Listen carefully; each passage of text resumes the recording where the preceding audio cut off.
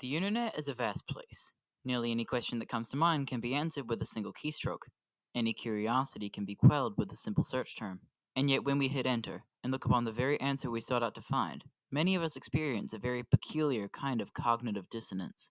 The answer you sought out is grotesque and disturbing, and yet you can't look away and you don't know why. It's almost like coming to grips with our morbid reality as a task fit for no one.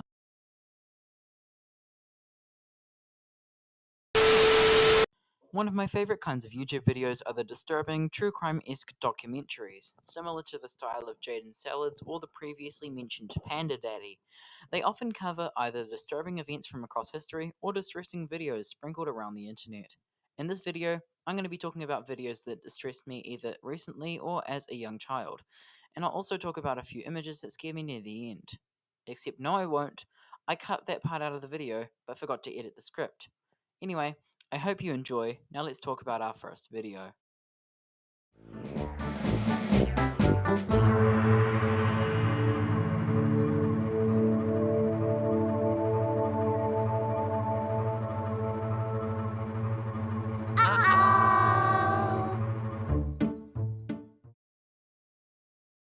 Now, this first entry is particularly well known as it had already traumatized many a British toddler before I ever came across it. The video I'm talking about is the lion and the bear scene from Teletubbies. In it, a large wooden cutout of a bear is chased by a similar looking cutout of a lion, only thing being that the two characters are flat and uncanny in appearance. While a lot of people say that it is the lion that is scary in the scene, I actually think the bear is just slightly more unnerving. One part of the clip that scared my younger self in particular is when the sky and clouds begin to speed up momentarily, all while the lion lets out a menacing roar. This scene scared me as well as many other children across the world, and my dad still to this day occasionally starts playing the clip through our speaker while I'm doing a job or something. Anyway, everyone knows that one, so let's move to our second clip of the video.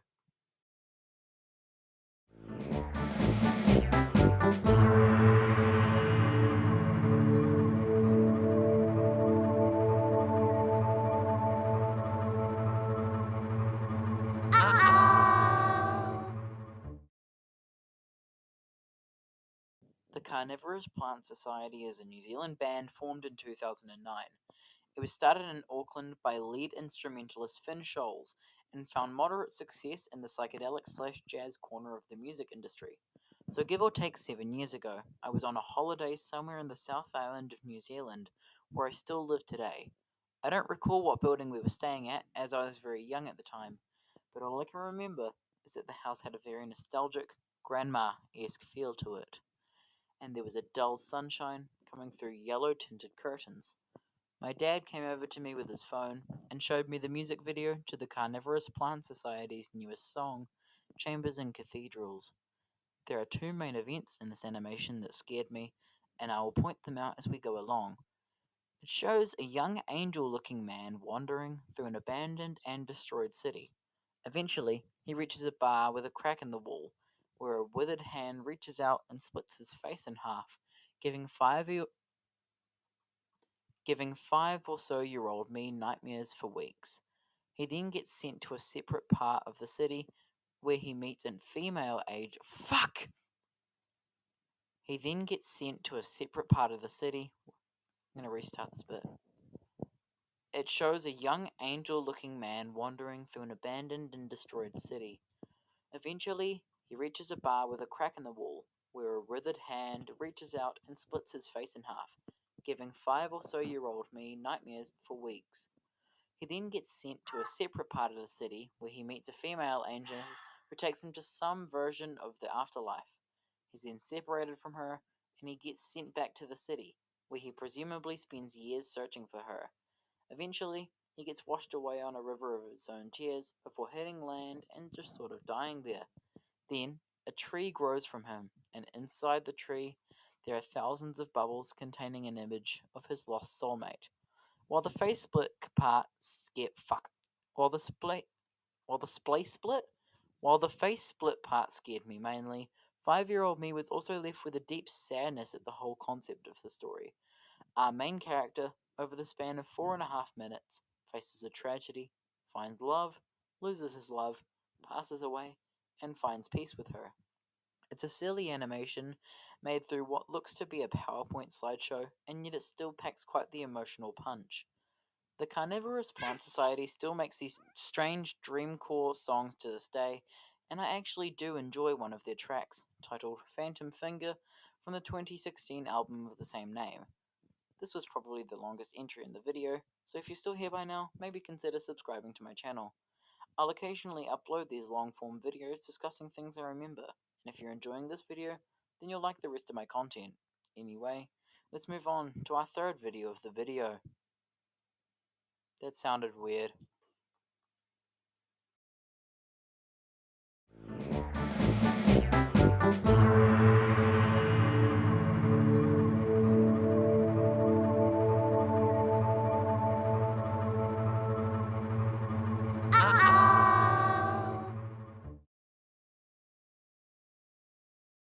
The Monument Mythos is an analog horror series created in September of 2020 by YouTuber Manticore, and focuses on several of the United States' most well-known monuments suddenly coming to life, as well as occasionally eating people in a separate timeline where James Dean becomes the president.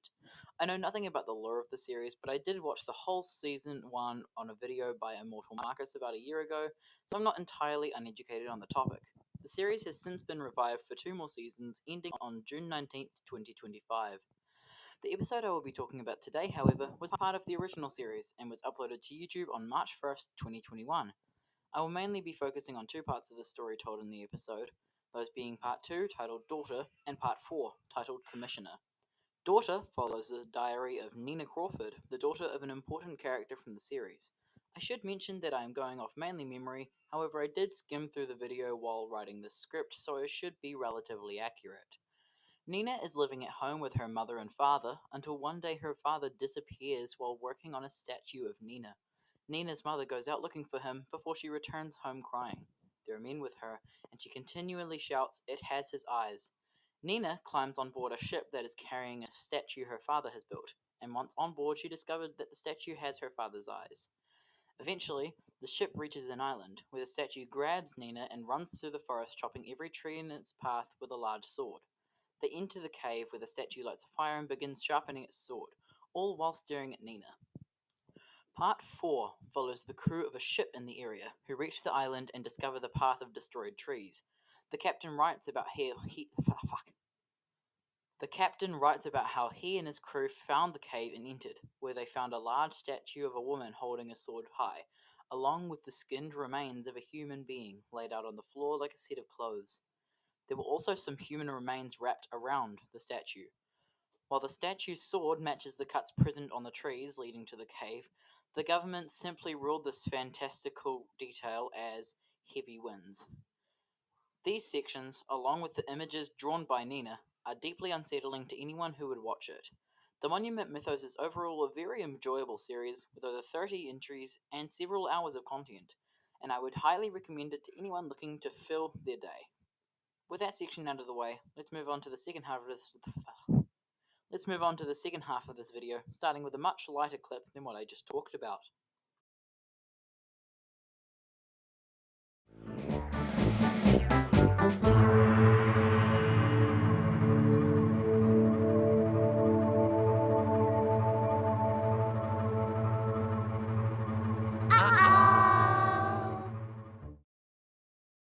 In 2017, Netflix created a spin-off to the 2005 movie Madagascar, titled All Hail King Julian, Big Red Stamp Exiled. Peak show, by the way, but anyway, in the first episode, and keep in mind I remember nothing about this show at all, King Julian and a few friends are on a submarine in the middle of the ocean. Eventually something kidnaps his friend, Maurice, and he is left in the dark alone, where several ghosts of characters from the series begin tormenting him, ending in a genuinely unsettling scene with a skeleton that just turns out to be another friend from earlier. Not much to comment on, it's just that the scene really frightened me when I was little, and I thought it would be a waste to leave it out. Now on to the second last section of the video.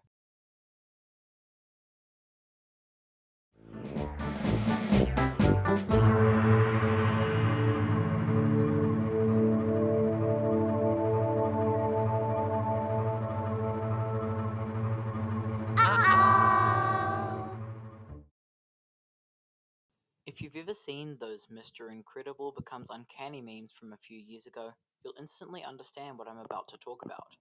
I believe I had just watched that shitty Disney movie Turning Red, and I was now sitting on my Nintendo Switch scrolling through YouTube Shorts, until I eventually came across a video something along the lines of Mr. Incredible becomes uncanny. Backrooms levels. I believe I got to phase 10, which is the sad troll face with a banjo remix of It's Just a Branding Memory by The Caretaker. The backrooms level associated with the phase was level 0, with a skin stealer being the entity displayed. Suddenly, in that moment, I started freaking out over the mere concept of endless rooms and wet carpet. Anyway, from then on, I was scared of the trend and would actively avoid it on YouTube, until recently, when I was like, damn, this shit is kinda stupid, and moved on. Speaking of which, let's now move to our final section of the video. Before we talk about an old movie that I haven't seen in years, let's talk about a few things that scared me but didn't quite make the cut. The face melt scene at the end of Raiders of the Lost Ark, the Russian sleep experiment image, the image of Susie in the Five Nights at Freddy's analog horror sound response check by Squimpus McGrimpus, stage 4 of the previously mentioned Mr. Incredible becomes uncanny trend, and the Dementor attack scene near the end of Prisoner of Azkaban.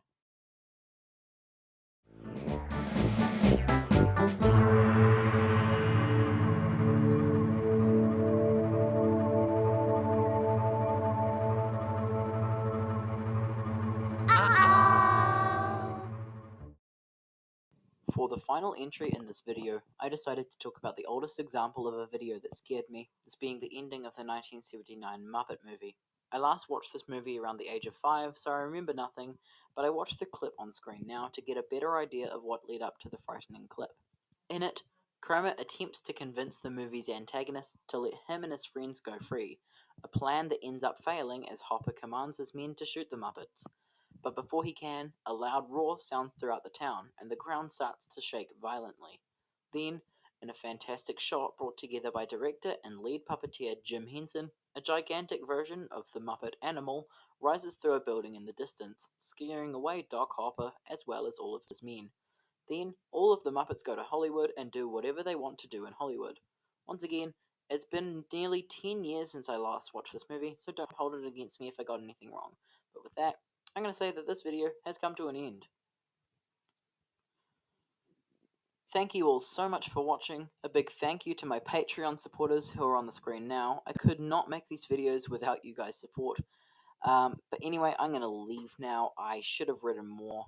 Usually these endings have something to do with the, like a joke to do with the French, but I'm a little empty today. So, bye.